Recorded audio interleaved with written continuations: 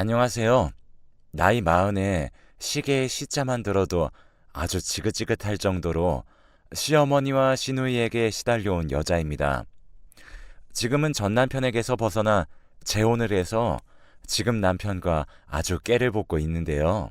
전 남편은 둘째치고 전 시어머니와 전 시누이는 제가 재혼을 하고 난 후에도 집까지 찾아오며 저를 괴롭혀 왔습니다. 덕분에 스트레스로 탈모까지 왔다가 최근에서야 지금 남편의 끝없는 배려로 상태가 훨씬 나아졌습니다. 전 남편과 저는 대학 시절 과 동기로 만나서 8년의 연애 끝에 결혼을 했습니다. 연애를 하는 동안에는 1년에 시어머니와 시누이를 만나는 일이 5손가락에 꼽았으니 시어머니와 시누이가 저를 괴롭힐 틈도 없었으니 그저 좋은 사람인 줄 알았죠.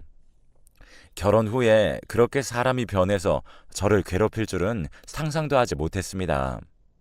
지금 돌이켜 생각해보면 연애 중에도 시어머니와 시누이로 대접받으려는 행동을 하긴 했었네요. 그저 제가 전 남편에게 빠져 눈치채지 못했을 뿐이죠.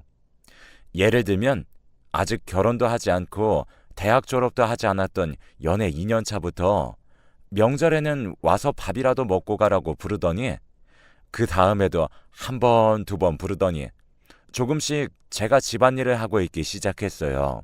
거기다 시어머니 생신 때는 시누이가, 시누이 생일 때는 어머님이 번갈아 연락을 하며 저를 불러서 자연스럽게 생일상을 차리고 있었죠. 그때는 그걸 왜 못 알아차렸나 싶을 정도예요. 아마 매번 저에게 가족이라는 둥, 너무 고맙다는 둥의 이야기를 늘어놓으니 저도 모르게 으쓱해져서 더 예쁨 받으려고 아둥바둥 노력을 했던 것 같네요. 전 남편은 아버님이 안 계셔서 시어머니와 시누이에게 더 잘 보여야 한다는 생각을 하기도 했던 것 같네요. 그렇게 몇 년을 연애인지 종노릇인지를 하고서는 저는 결국 전 남편과 결혼을 했습니다. 결혼을 하고 나니 더 본격적으로 저를 종처럼 부리기 시작했습니다. 시댁에서 버스 타고 10분 거리에 살고 있었는데 처음에는 저와 남편이 맞벌이를 했으니 저와 남편이 모두 출근한 동안 시누이는 굳이 저희 집에서 자기 친구들을 데리고 자기 집인 것 마냥 놀았고 온 집안을 어지르고 심지어는 저희 안방 침대에서까지 놀다가 갔는지 이불도 엉망진창이었습니다. 처음에는 집이 어질러진 것을 보고 무슨 도둑이라도 들었나 싶어 남편에게 다급히 전화를 했습니다. 그런데 전화를 받고 제 이야기를 들은 남편은 태연하게 자기 동생에게 집에서 편하게 놀다가 가라고 집 비밀번호를 알려줬다고 하는 겁니다. 기가 막히고 어이가 없어서 남편과 연애할 때부터 결혼을 할 때까지 한 번도 언성을 높인 적 없던 제가 참아왔던 것이 폭발했는지 그날 처음으로 말다툼을 했습니다. 남편은 갑자기 왜 그런 걸로 화를 내냐며 오히려 저보고 더 어이가 없다는 듯이 저를 바라보았고 화가 난 저는 그럼 당신 동생이 어지른 것도 당신이 직접 와서 치우라고 한 후 전화를 뚝 끊었습니다. 하지만 그날 남편은 야근으로 새벽이 다 되어서야 들어왔고 저도 지지 않으려 손 하나 까딱하지 않고 놔두었습니다. 온갖 부스러기가 떨어진 침대에 눕고 싶지도 않아서 소파 한켠에 앉아 저녁도 먹지 않은 채로 남편을 기다렸습니다. 늦게 들어온 남편은 제가 하나도 치우지 않고 앉아있는 꼴을 보니 화가 치솟았는지 자기도 일하다 들어와서 힘든데 이번엔 치워줄 수 있지 않냐며 화를 냈습니다. 하지만 저도 굴하지 않고 남편에게 얼른 치우고 자라며 아가씨가 얼마나 어질렀는지 두 눈으로 확인해 보라고 했습니다. 그러자 지지 않겠다는 듯이 별로 어지르지도 않았다며 눈에 보이는 것들만 대충 치워버리고선 이제 됐으니까 잠이나 자라고 하며 귀찮다는 듯 먼저 잠에 들었습니다. 저는 그날 밤 분이 차올라 잠에 들지도 못했습니다. 그리고 다음 날 남편이 시누이에게 집에 와서 함부로 어지르지 말라고 말했었는지 시어머니에게 연락이 왔습니다. 당연히 미안하다고 하실 줄 알았지만 시어머니는 오히려 저에게 화를 내셨습니다. 애가 어질러 봤자 하루 동안 뭘 얼마나 어질렀다고 그걸 그렇게 네 남편한테 화를 내.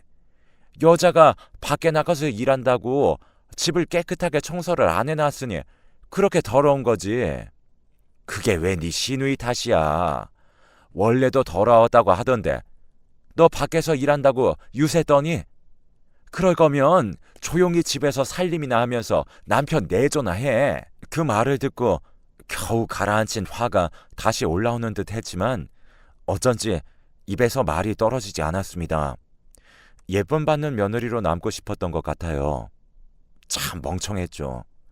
그저 저는 거기에서 죄송하다는 말밖에 할 수 없었습니다. 그러자 그 이후로 시어머니도 시누이도 집에 들락거리기 시작했어요. 처음엔 제가 퇴근하고 집에 가면 집에 들렸다가 나간 흔적이 보이는 정도였지만 갈수록 제가 출근할 때 저희 집에서 반찬거리라도 만들어 주시겠다며 들어오시고선 제가 퇴근할 때까지 저희 집에서 TV를 보시고 온 김에 아들 저녁까지 차려주겠다고 하시면서 버티고 계셨습니다. 그런 날이면 저는 그 집에 외딴 섬이 된 기분이었어요. 단란하게 저녁을 먹는 시어머니와 시누이와 남편, 그 사이에 저는 가족이 아니었어요.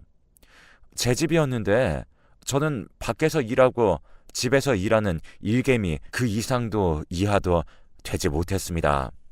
점점 그런 일상에 오히려 익숙해져 갔고 3년쯤 지나니 저도 점점 체념하게 되었습니다. 친정에는 걱정거리가 될까봐 말도 못했죠.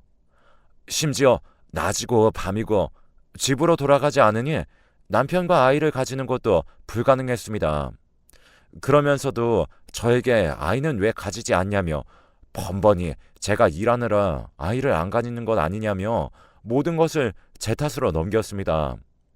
그러던 중 시누이가 결혼을 했고 시어머니는 잠시 시누이의 결혼 준비에 정신이 팔려 결혼 후 처음으로 저희 집에 며칠씩이나 오지 않으셨습니다.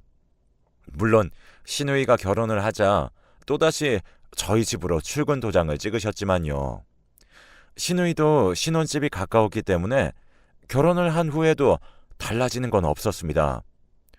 그런데 그 사이에 제가 아이를 가지게 되었어요. 남편은 기뻐했지만 아이를 낳으면 어쩔 수 없이 일을 쉬어야 할 테니 본인이 돈을 더 열심히 벌어야 한다며 일주일에 반 이상을 야근을 하며 열심히 일을 하기 시작했습니다. 그러자 시어머니와 시누이의 괴롭힘은 극에 달했습니다. 심지어 시어머니가 새로 만나시는 분이 생기셨는데 그분과의 만남은 저희 집에서 하셨습니다. 시어머니는 그분을 시아버지라고 생각하고 부르라며 강요하셨지만 차마 그 말까지는 입에서 떨어지지 않았습니다. 거기다 그 만나는 분의 눈빛이 영 찝찝해서 남편에게 말했더니 자기 엄마가 평생을 혼자 자식을 키우다가 드디어 자기 인생을 사시겠다는데 그걸 그렇게 못마땅해 하는 거냐며 적반하장으로 저에게 화를 내는 일도 잦아졌습니다. 그 후로도 스트레스를 너무 많이 받다 보니 병원에서는 스트레스가 많아서 제 몸도 너무 약해지고 아기에게도 안 좋은 영향이 간다면서 최대한 즐거운 일만 생각하라고 했습니다. 그걸 들은 남편은 제 속도 모르고 회사가 많이 힘드냐면서 저에게 회사를 빨리 그만두고 집에서 쉬라며 걱정했습니다.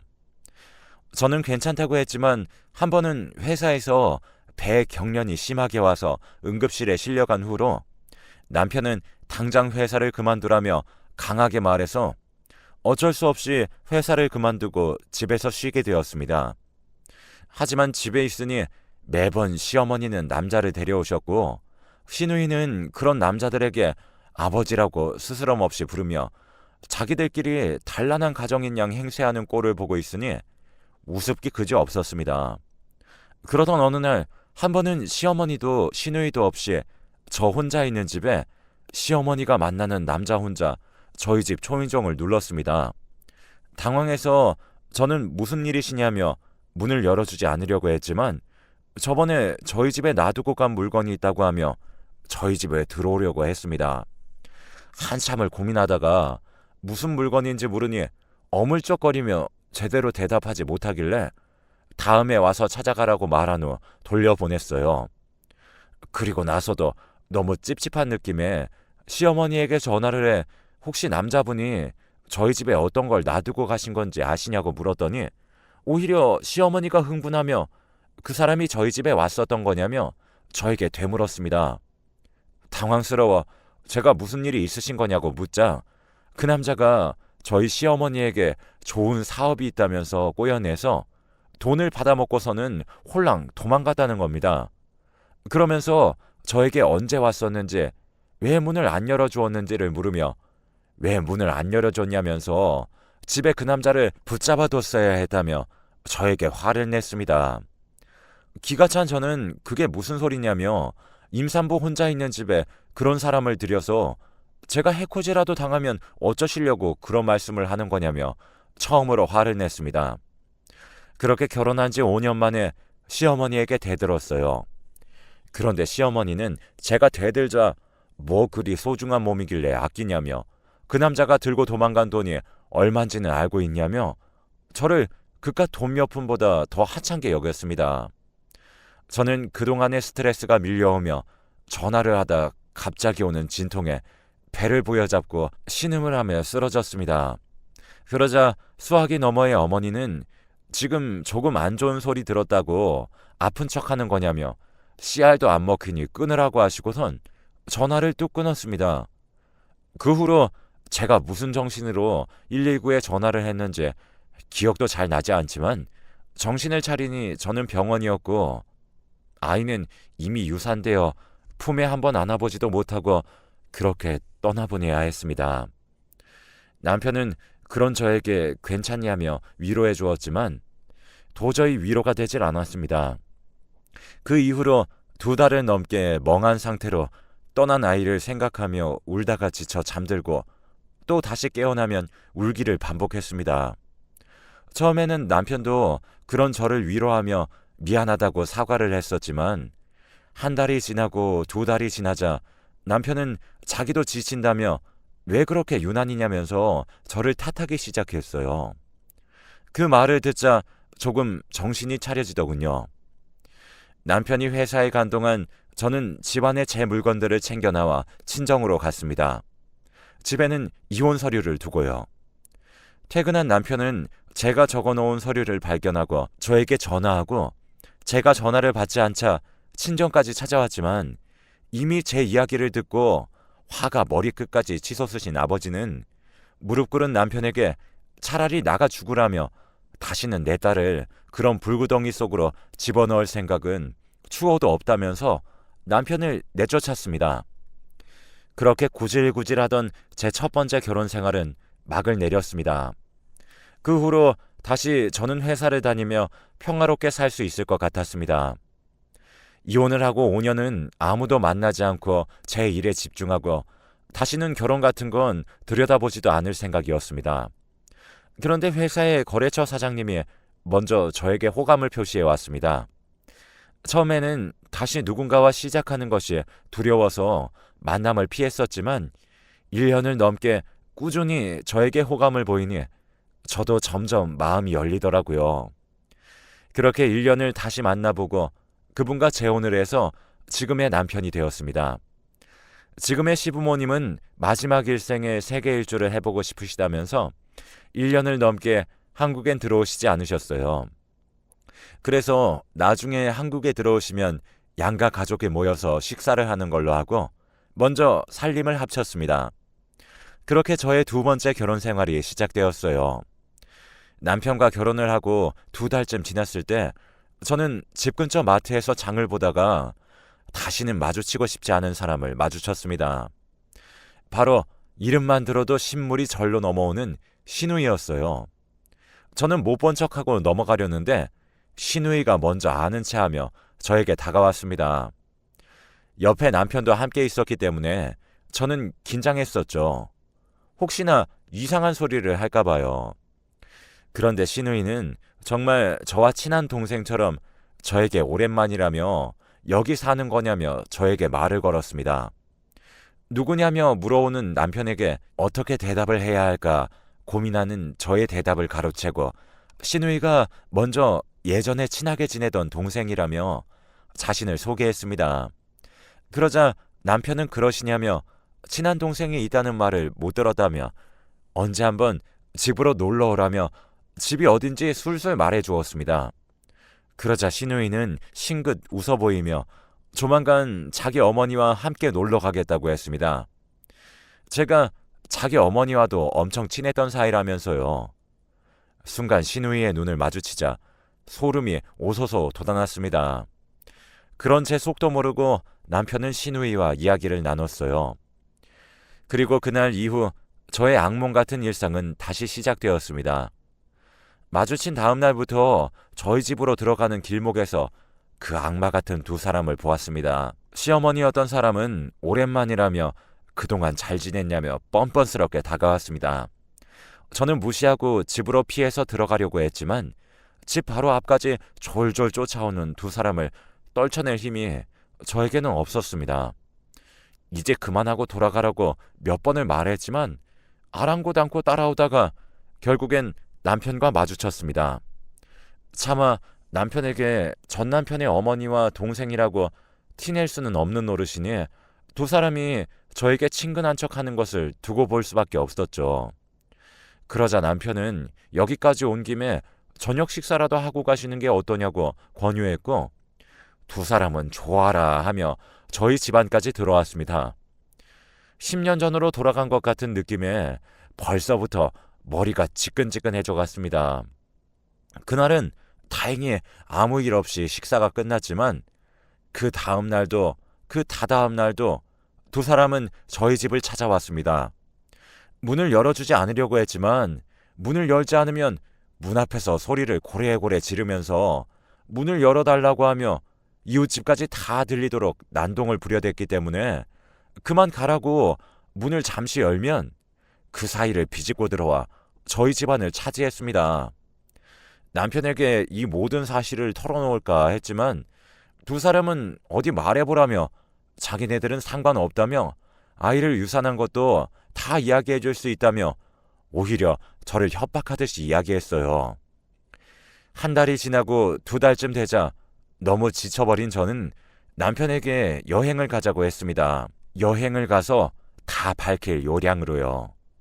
그런데 어찌된 일인지 여행을 간 곳에도 두 사람이 떡하니 있었습니다.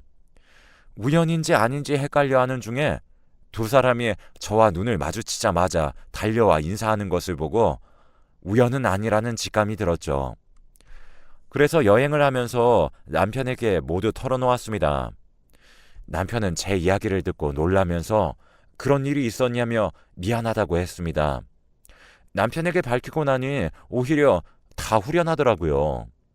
그런데 남편도 저도 어떻게 저희 여행까지 따라온 건지 의심할 수밖에 없었어요. 그래서 여행이 끝나는 대로 저희는 흥신소에 두 사람이 하는 일거수일투족을 다 감시해서 어떤 짓을 하고 있는지 알아달라고 의뢰했습니다. 한 일주일쯤 지나니 흥신소에서 먼저 연락이 왔습니다. 얼른 집에서 나오라고요. 무슨 말인가 싶어서 흥신소로 달려가 이야기를 들어보니 두 사람은 저희 집에 몰래카메라를 설치해놓고 저희가 하는 이야기와 행동을 모두 몰래 훔쳐보고 있었습니다. 그러면서 두 사람의 차 블랙박스에 녹음된 것들을 들어보니 정말 악마도 이런 악마가 없구나 싶었습니다. 지난번에 사기를 당한 후 잃은 돈이 저 때문이라고 생각하면서 저희 남편이 돈이 많아 보이니 저희 집까지 와서 조금씩 비싼 보석류를 훔쳐가고 있었던 겁니다. 자기들이 저 때문에 돈을 잃었으니 이건 정당한 일이라고 하면서요. 그러면서 몰래카메라를 설치해서 저희의 이야기를 엿들으며 집에 더 돈이 될 만한 것들은 없는지 호시탐탐 기회를 엿보고 있었던 겁니다. 그리고 여행을 가자는 말에 저희가 진짜로 그 여행을 갔는지 직접 와서 두 눈으로 확인하고 자기들은 먼저 저희 집으로 와서 저희 집을 뒤진 거죠. 다행히 무언가를 훔쳐가는 건 실패하였지만 그동안 저희의 일상이 감시당했다니 분노가 끌어올랐습니다. 저는 당장 전 남편에게 전화를 걸어 뭐 하는 짓이냐고 고소할 거라고 욕을 마구 했습니다. 제 전화를 받은 전 남편은 처음에는 무슨 소리냐며 어안이 벙벙한 채로 듣다가 미안하다고 사과하며 두 사람이 그동안 훔쳐간 건 모두 배상할 테니 신고만은 하지 말아달라고 했습니다. 하지만 그동안 당한 것들을 생각하면 어림도 없는 이야기였죠. 전 남편에게는 무조건 고소할 거라며 각오하고 있으라고 하고 그 후로 바로 고소를 준비했습니다. 주거 침입에다 절도에다 카메라까지 설치했으니 이리저리 걸릴 것들이 아주 넘쳐났죠. 물론 흥신소에서 수집한 증거들도 마냥 떳떳한 방법은 아니었으니 재판에서 사용할 수는 없어서 다시 증거를 수집한다고 애를 먹었습니다. 덕분에 두 사람은 저희 집 앞에서 며칠을 찾아와 무릎을 꿇고 미안하다고 용서해달라며 싹싹 빌었지만 며칠 무릎을 꿇는 걸로는 몇 년간 제가 당한 것들이 사라질 리가 없었죠. 두 사람은 끝까지 선처해달라고 빌었고 전 남편까지 합세해서 정말 미안한 일이라고 했지만 저는 끝까지 처벌해달라고 검사에게 부탁드렸습니다. 평소에 갈등을 좋아하지 않는 남편도 제가 바라는 일이니 재판에서 두 사람이 제대로 처벌을 받도록 물심양면으로 도와주었어요. 그렇게 긴 재판 끝에 두 사람은 다 합쳐서 고작 2년밖에 되지 않지만 징역형을 받았습니다. 거기다 민사소송으로 손해배상을 청구해서 돈도 톡톡히 받아냈습니다. 전 남편은 이런 일이 생겨서 미안하다면서 다시는 이런 일 없도록 하겠다고 저에게 그동안 미안한 일이 많았다고 사과해왔습니다. 앞으로는 행복하게 살라고 하면서요. 그나마 전 남편은 제정신인 것 같아 다행이었어요. 그 후로 지금의 남편과 저는 행복하게 잘 살고 있습니다. 그 일이 있고 난 후로 시부모님도 한국에 들어오셔서 이야기를 다 들으시곤 고생이 많았다고 저를 걱정해 주시며 혹시 그 집이 불편해졌으면 더 좋은 집으로 구해주시겠다며 저를 배려해 주셨어요. 괜찮다고 거절을 했지만 그 후로 집의 보안도 더 철저하게 하고 마음 편하게 살고 있습니다. 얼마 전에는 정식으로 양가 부모님들을 모시고 식사를 했는데 분위기도 너무 좋고 정말 즐겁게 식사를 마칠 수 있었어요. 똥차가 가고 벤츠 온다는 말이 있잖아요. 제가 딱 그런 것 같네요. 지금 남편과 평생을 행복하게 지낼 수 있을 것 같습니다. 여러분들도 힘들게 하는 일이 있으면 혼자 참지 마시고 털어버리시길 바랄게요.